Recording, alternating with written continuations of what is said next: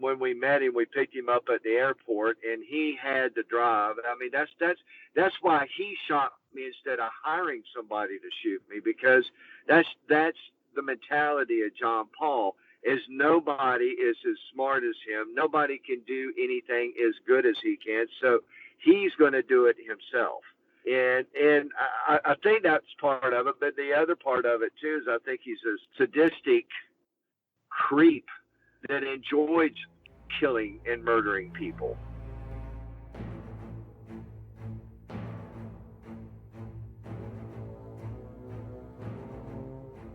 Welcome back to the podcast, Chalice Paul Disappeared, the True Story.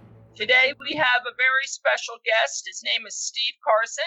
Steve Carson is a former victim of John Paul Sr.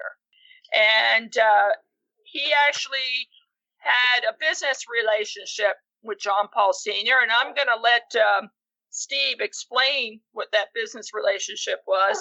But before we get into this dialogue, I just want to make an announcement that Steve has written a book, and the book is going to be titled The Lucky Captain. He was a boat captain during the 70s and the 80s when he met John Paul Sr.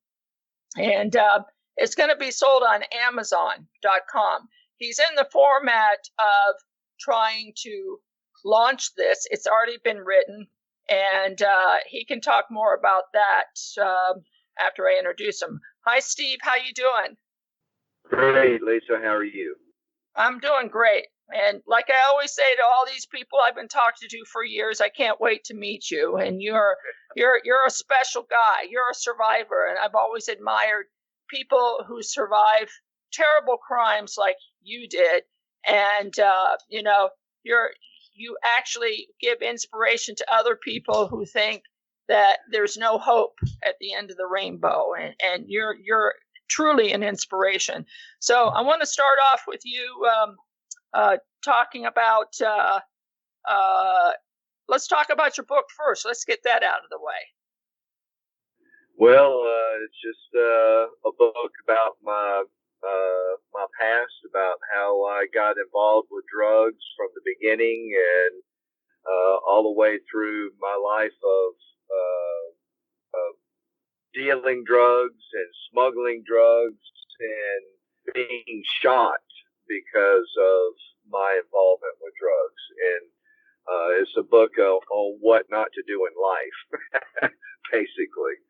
But I did survive, and it was a rough road. But I found God after getting shot, and I think that helped me out quite a bit through my life. But that's basically the book. It's hard to believe, and I have pictures as well too. So people now have heard that you got shot, and you wrote a book. And it's about drug smuggling. So why don't we just explain how this whole scenario started in the 70s? You used to be a boat captain, correct? Yes, I was a boat captain and had done a few trips with a fella named David. And David partnered up with John Paul to do a trip to Colombia to bring back 120,000 pounds of marijuana. And John Paul and David partnered up on that venture and wanted me to be the captain of the boat. And I agreed. And the first time that I met John Paul, he was very arrogant. I wanted to listen to anybody. He and I did not get along at all from the beginning. And I knew it was going to be a one-trip deal with him. I just didn't like him. But a long story short is we did take the boat down and made it back and brought back 120,000 pounds of marijuana into Louisiana, into the bayous of Louisiana, and then loaded it up on the trucks and drove it back to Florida. And after that, I didn't want to do any more trips with John Paul, but I had done another trip on a sailboat with David with a smaller amount of marijuana. I think it was closer to 80,000 pounds. And after that, the boat, the feds found the boat and they knew what we had done, and they started beating on my door trying to get me to talk and testify about what was going on. I refused to talk and went to, for a period of time, for refusing to testify before a federal grand jury. They can only hold you for the life of the grand jury, and when it was up, they had to release me. But their trick is after they release you after the life of the grand jury, they reconvene a new grand jury and resubpoena you, and they can hold another for the life of that grand jury. And after I'd gotten out of jail, about a month after I got out of jail, David came to me and told me that they were fixing to re-indict me again.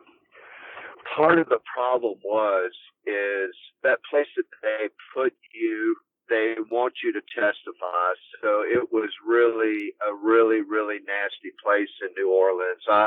I got to walk on the roof 3 times an hour each entire time I was there, and I can't recall how long. It was like close to a year or something like that I was in prison, and I saw daylight 3 times, and it was a hellhole. It was really bad place. Long story short is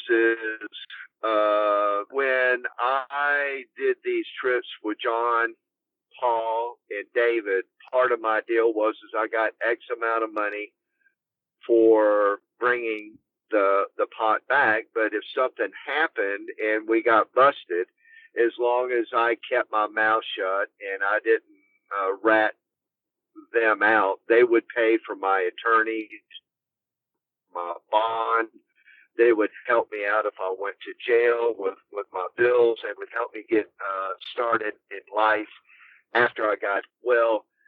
Before I went to jail and testified, I ran for almost a year and a half from city to city to city around the country until I thought I was going to lose my mind. And I said, I'd just as soon go to jail to do this any longer.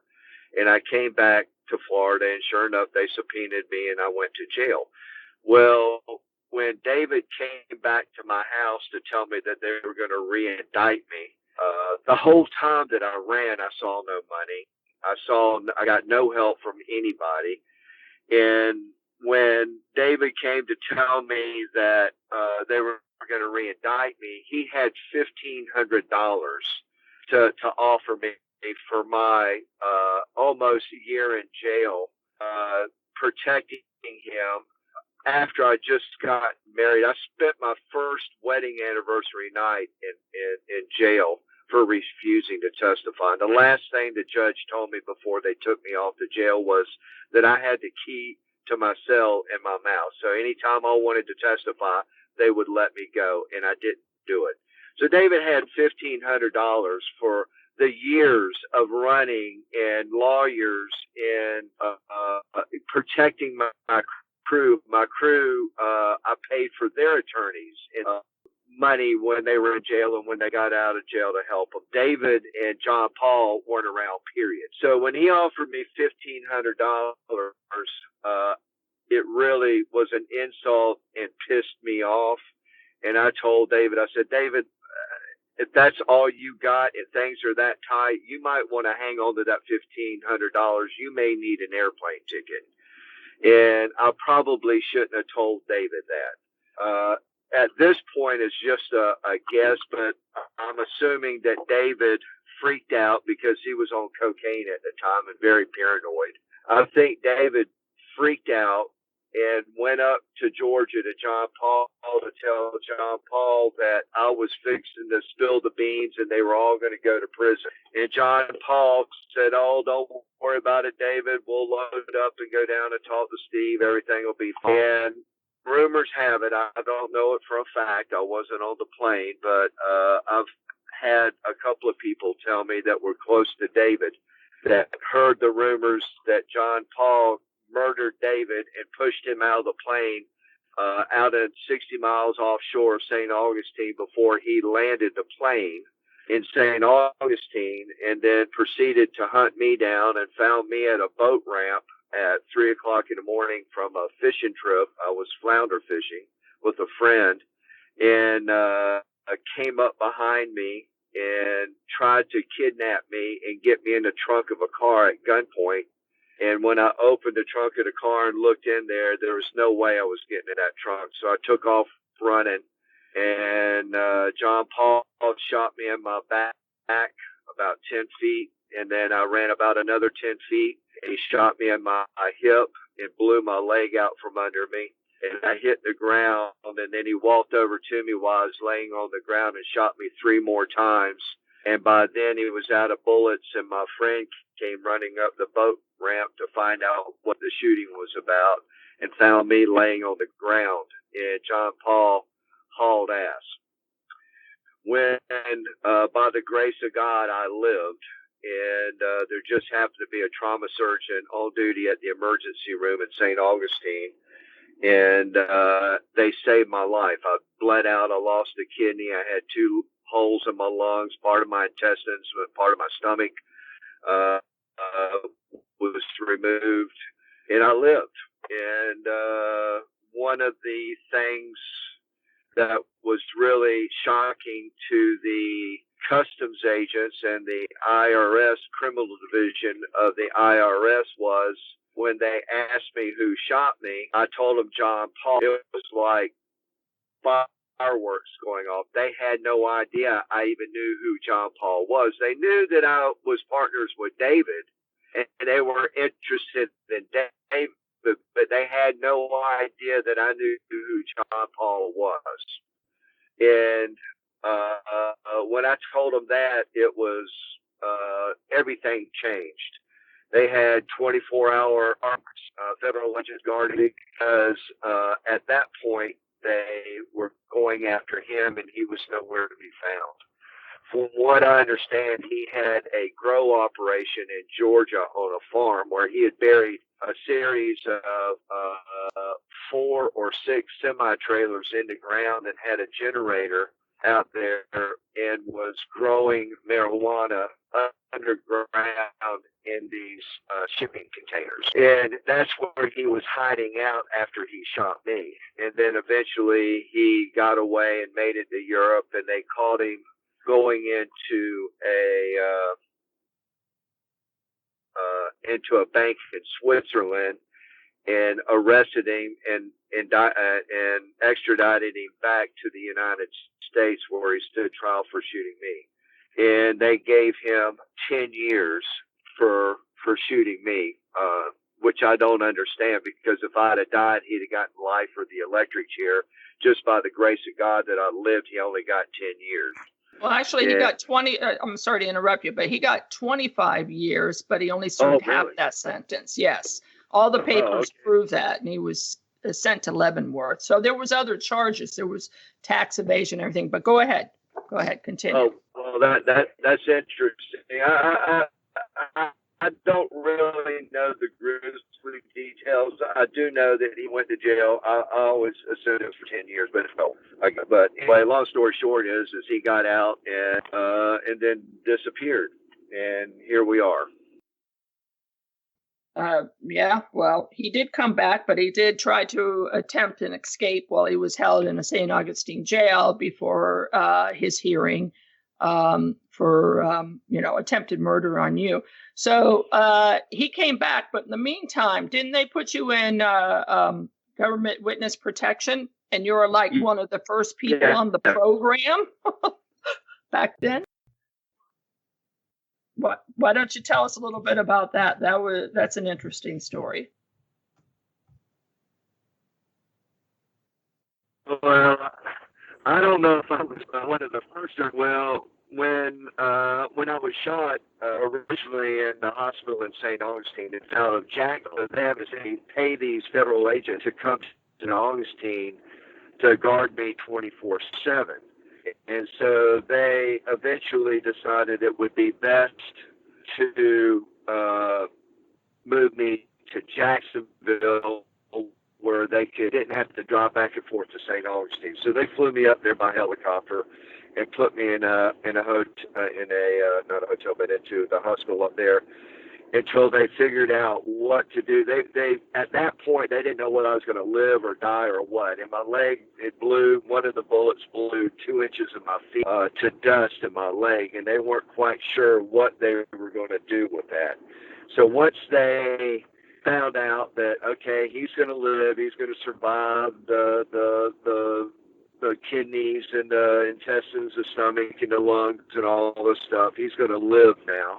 Let's concentrate on the leg. Well, one of their suggestions was to put me in traction.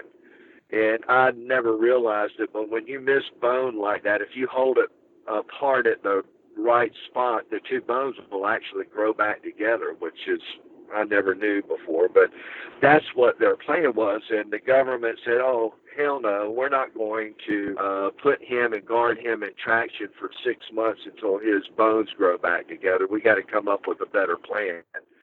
And so they put a steel plate in my leg, and the day after they put the plate in my leg, they walked me, stood me up. I've been flat on my back for almost 8 weeks in intensive care, and they stood me up, walked me about 10 feet, turned me out, almost passed out. They put me back into bed. They saw that my leg was going to work. The next morning, the U.S. Marshals came, and they decided the only way that they could afford to protect me would be to put me on the witness protection program. So the next morning they came and they loaded me up, picked me up and set me in the back of a station wagon. He drove me out to Jacksonville Naval Air Station, and I spent the night there. And then I don't know what the purpose was with that, to see if somebody was following us or what. And then they put me on an airplane, got me an aisle seat because I couldn't bend my leg so I could stick my leg out in the aisle, and sent me up to Massachusetts, to Hyannis, where another U.S. Marshal met me at actually they unloaded the plane and he pulled his station wagon out on the tarmac and physically picked me up and carried me off the plane and laid me in the back of the station wagon. I don't even know where I flew into. I think into Boston, and then drove me out to Hyannis and carried me in, laid me in a bed. They gave me, I had 2 pairs of shorts and 2 t-shirts, tennis shoes, and the hospital gave me a paraplegic tool to put my pants on because I couldn't bend my leg. And then they gave me a staple puller, pulled the staples out of my leg from the surgery with the steel. And he laid me down in that bed, gave me 5 $100 bills and said, I'll see you in a week. And then I laid there. He said, when he walked out the door, he said, you're no longer Steve Carson. You'll never speak to any of your family or friends ever again. And I'll see you next week. And walked out. So my wife divorced me. I gave her everything. I lost my business, my home, my family, my name. I didn't know whether I was ever even going to be able to walk again. And then they just left me in this room to think about all that. And I got to tell you, it was a pretty difficult time in my life. And long story short is after about 4 months, I was able to walk enough to get to the restaurant instead of room service. And I was starting to feel a little bit better. And he came in and gave me my weekly $500 to pay for my room and my food at the hotel. And he told me that I need to get my act together because they're not going to pay me forever, and I need to get going and get a job. And I just looked at the guy, and I didn't say anything. He walked out of the room, and picked up the phone, and I called a cab, went to the nearest airport, bought a $1 one-way ticket back to Gainesville, and called my mom and dad when I got to Atlanta and told me at port, and they did, and started my life over again. And that's pretty much the story. What? But didn't you have a With John friend? Paul. Yeah, but didn't you have a friend that nursed you back to health and fed you really well? Yes, I did. My friend Mike, I was, I didn't want to stay with my mom and dad because John Paul was still running around loose at that point, and I didn't want to stay with my mom and dad and have him come there and kill them. So one of the guys that one of my co-workers lived in the middle of nowhere, and he was a cook and he's going out here and I'll nurse you back to health. At that point, when I got back to Gainesville, I'm 6 feet and I weighed 80 pounds, and that's how much I had lost. I was in really bad shape, but he nursed me back to health, and about a year later, I was able to actually get a job and walk around and be halfway normal. So that happened. Yeah, I'm here. That happened in 1983, and now it's year 2020, and you are alive and well. And don't you carry 2 concealed weapons on you 24/7 to this day? Yes, I don't carry 2, but I carry. I have a concealed weapons permit, and I carry it when I put my pants on. I put my gun on. It's kind of funny. After you get shot, you kind of want to shoot somebody, if you know what I mean. I would. If somebody comes at me again, I plan on doing the shooting the next time. Well, I can't say I don't blame you in that regard. So, did you ever hear about Chalice Paul or his personal life when that you were working with him for that short period? No, I really didn't. When I got involved with him, we needed a crew, and he had one guy, and David had one guy, and we needed a 4th guy. And I knew this guy named Matt, and he was an older guy, about the same age as John Paul. John Paul and Matt were probably, John Paul was probably 5 years older than me, and Matt was probably 10 or 15 years older than me. Long story short is Matt ran grouper boats, and him and John Paul hit it off like bread and butter, and they became buddies. And I was pretty much, like I said, I didn't like him. I didn't want to be around him socially. I didn't like nothing about the man. He's a very arrogant, egotistical asshole. I can't think of a better way to describe him, but wasn't he speeding in a car with you in it, and then somebody said, "Oh, by the way, he's a race car driver"? Yeah, I was. When we met him, we picked him up at the airport, and he had to drive. I mean, that's why he shot me instead of hiring somebody to shoot me, because that's the mentality of John Paul. Is nobody is as smart as him. Nobody can do anything as good as he can. So he's going to do it himself. And I think that's part of it. But the other part of it, too, is I think he's a sadistic creep that enjoys killing and murdering people. And that's just my personal opinion. But when we picked him up at the airport, he insisted on driving, and he was driving down 95 in Jacksonville on the freeway at over 100 miles an hour. There was like 4 or 5 of us in the car, and I'm thinking, and I made a comment like, who in the hell is he? Does he think he's Parnelli Jones or something? And somebody goes, "Oh man, he's a race car driver. Be cool." I don't give a damn. He's still scaring the hell out of me. But and I think that was kind of why he didn't like me neither, because I made that comment about his driving. But anyway, who knows why? But to be a captain, you have to be kind of in control and in charge. and that's always been his deal, is to be in control and in charge. And when somebody comes along, bucks the system, he's not going to like it. So I'm going to have to get going here, Lisa. Okay. Well, I'm going to ask you the $1 million question. Do you think he's capable of being responsible for the disappearance and probably the death of Chalice Paul and Colleen Wood, who are both missing? Absolutely, beyond a shadow of a doubt. He is a very evil, sadistical psychopath that is very capable of that, and God only knows who else he's murdered over the years. But I didn't see it happen, so I can't testify to it. But I would be very surprised if he didn't do it. Let me put it like that.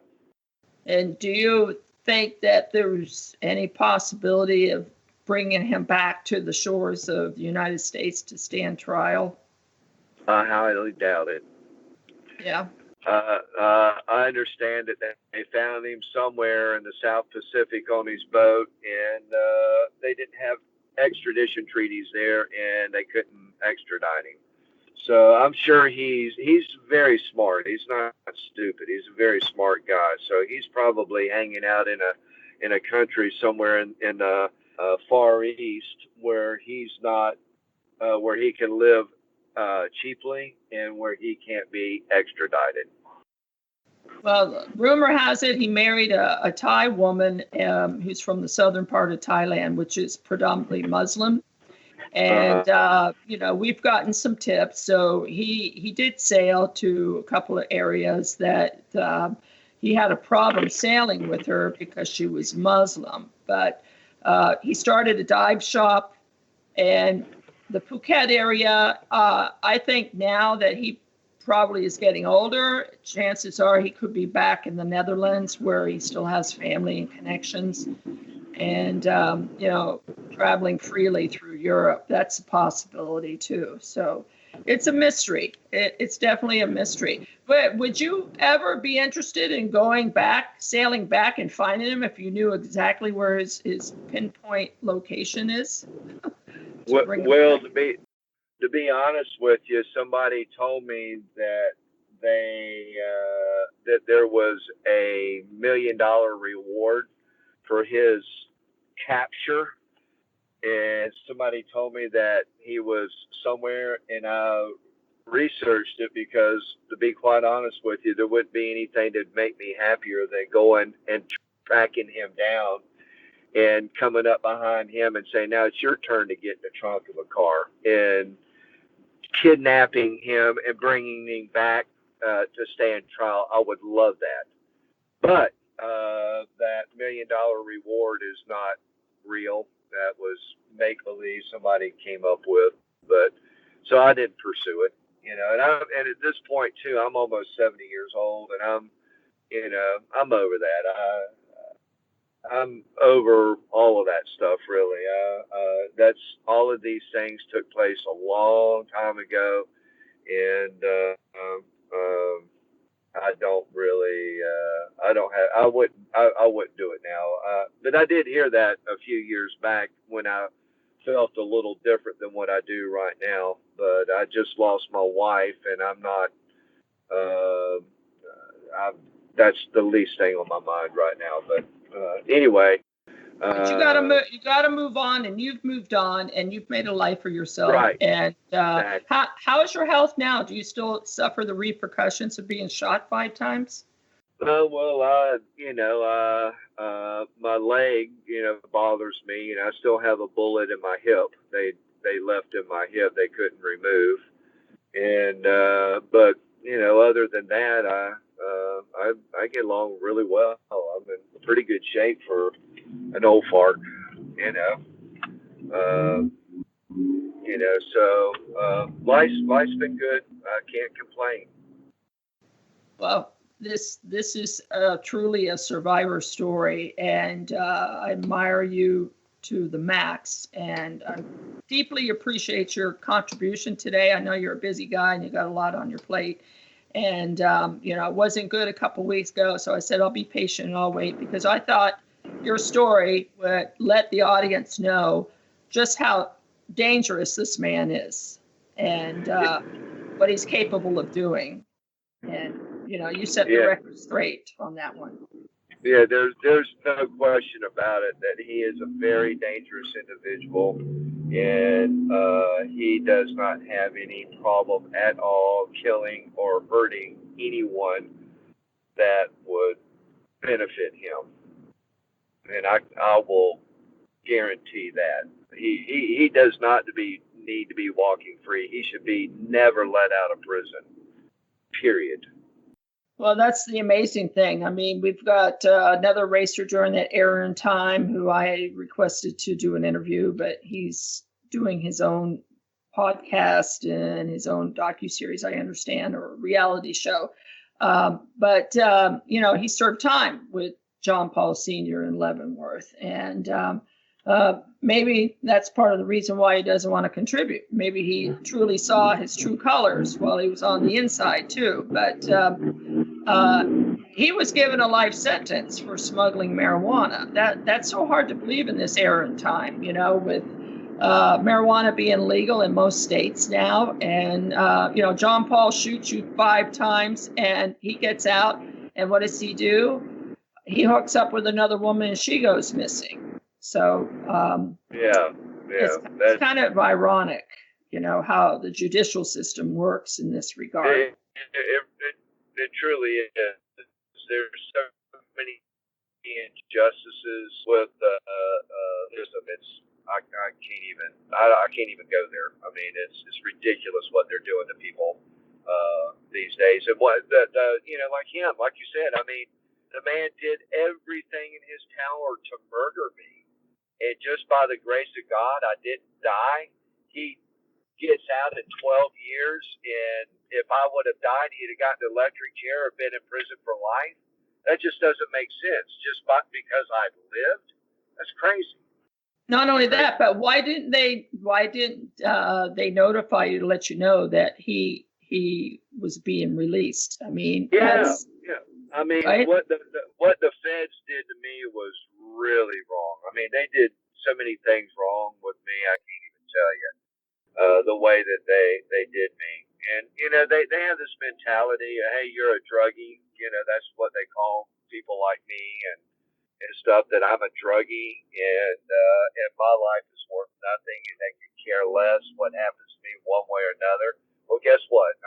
Maybe I did some bad things, and maybe it was against the law, maybe I am a druggie, but I'm still a human being, and I have family and I have a life, and you don't treat people just because they did some stupid things. You don't treat people like that, But anyway. Well, there's mistakes made in the judicial system. There's no doubt about it. And that was a major mistake. They should have reached out to you and found you and told you. So you can go in front of the parole board and you can, right. against his release. You should have had a say on that. They've never tried to reach out to Chalice Paul's family. And they were informed, I understand, by me and another flight attendant friend. So they were quite aware there was a woman missing that was connected to him, but yet no report was ever made. There was no investigation made. So here we are. That's why I'm doing this podcast. Well, listen, I'm going to let you go because I know you've got a busy schedule. So once again, Steve, I really appreciate your time. And we're going to meet. I promise you. We are going to meet. And it's going to be soon. When that time comes, okay. You're always welcome to come here to see me, too. My doors are always open. But, of course, I won't let anybody know you're in town, okay? Okay. That sounds good, Lisa. All right. Okay, thank you so much. Thank you. I appreciate it. You too. Okay. Bye-bye. Bye-bye.